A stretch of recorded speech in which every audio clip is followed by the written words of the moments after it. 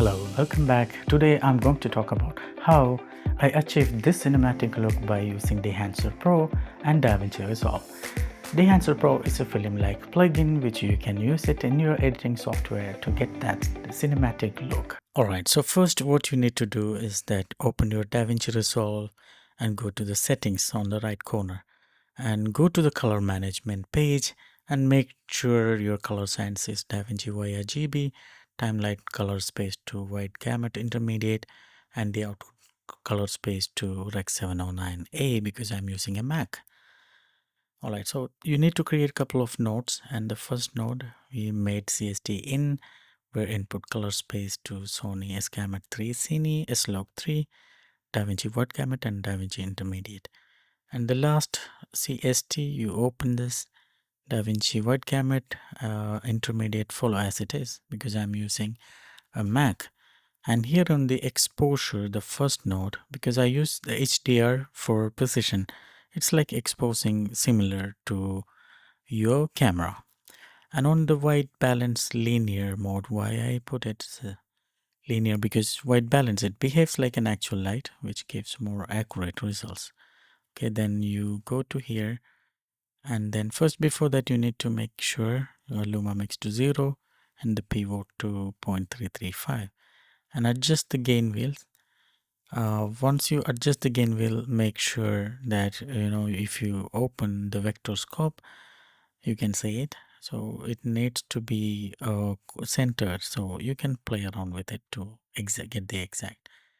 And for the color, we change the color space to HSV and turn off the channel 1 and channel 3 to get that cinematic color. And you can adjust the gain wheel and the gamma wheel to boost the saturation because this gets exact colors. And when it's to curve, I use the editable splines because it gives me a cinematic contrast when I use that one. And then the last node just before the CST out, this is the Dehancer node which I made it. And for that, you open from here and make sure this is on DaVinci wide gamut and intermediate because that's the color this one we are using. So first disable all the tools because it gives you, because everything is on here. So okay, you need to turn off everything first if you want. And then make sure, again, you need to make sure you're on DaVinci wide gamut and intermediate section. Okay. Then you can play around with it. There is an exposure compensation temperature example. And there are a couple of, on the film node, you can see like a lot of film profiles. You can see like a Kodak, like a Fuji color, and a lot of film profiles to choose from. So here I used in my video, which was Kodak, I think it was Portra 400. Yeah, this was Portra 400. And then you can click enable again, make sure. And then there are film developers. So film developer, it's contrast boosting. What it does is contrast boost this one. Okay, so to make sure everything is checked in here, enabled. So once you enable, you can immediately see the differences. Okay, so in the film developer, you can play around with it. Let's say the contrast, the gamma correction, the color separation, all this. So these are making like a subtle changes. So the main changes occurs when the film compression you turned on. So you can immediately see the difference when you turn on this one. So film compression, it handles the dynamic range, especially the highlights, and compress the overexposure, and especially the bright backgrounds and skin, which softens the light in a natural way. As you can see, that you play around with the white point, it really gives you that cinematic whites. It compresses very nicely in this video. Then after that, you can adjust the color density if you want, and also the tonal range. You adjust the tonal range to get what exactly you need it for. I think this is fine for me, around 94. I think this is fine. And the color density, if you want to adjust, if you notice, there is a subtle change when you adjust the color density to it. I think this looks much better. Yeah, I think this is okay for me. And then the expand, what it does, it fine tunes the black and white to lift all over the image. So you adjust the black point, you can see it, the overall the image, it adjusts based on what you're doing on the black point. I think this looks okay for me, around 9. Yeah, you can see the color differences here. And the white point, when you adjust it, say it completely overexposes. So you adjust, I think 99.1, I think it's okay for me.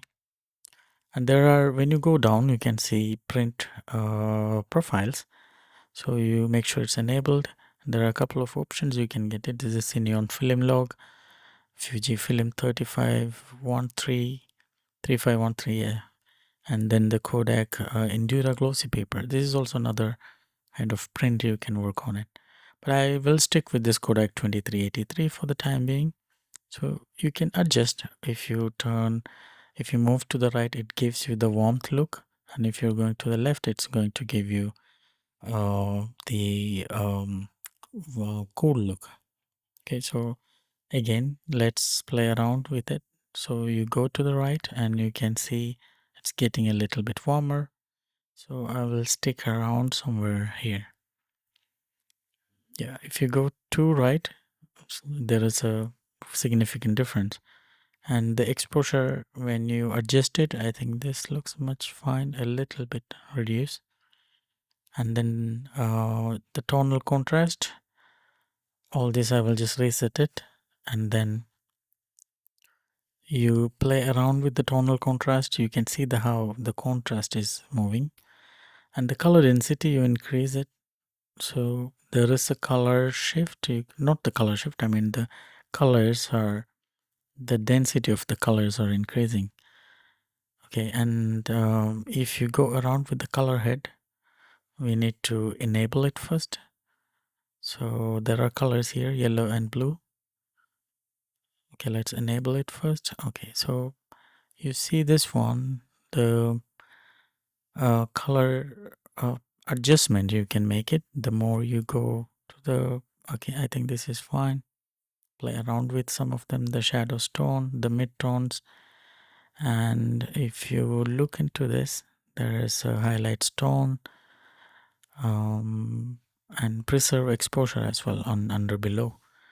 So let's play around with the shadow tone. I think this looks much better to me. I think around this one. Then there is another option.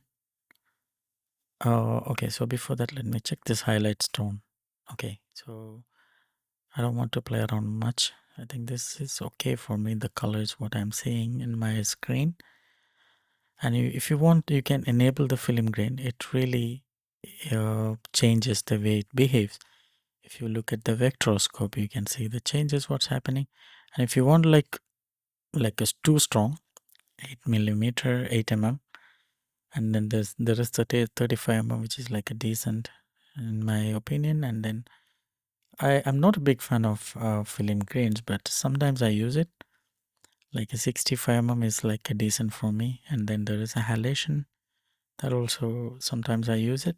This is like a 65 is a decent for me. And then there are more effects like bloom. See, these are situational.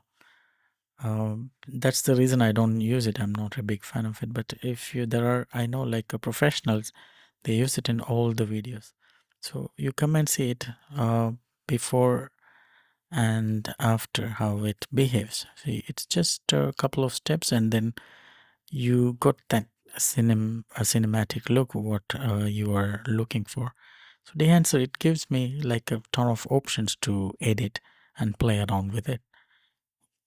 And there is a CST out to make sure that Rec 709 and Rec 709A, because I'm using a Mac like I said. So Dehancer is the best option, you can use it. to edit to get that cinematic look. So if you're looking to create something like a cinematic look, Dehancer Pro is one of the ideal choices. You can look for it. And use my promo code QAR10 to get 10% discount when you purchase it.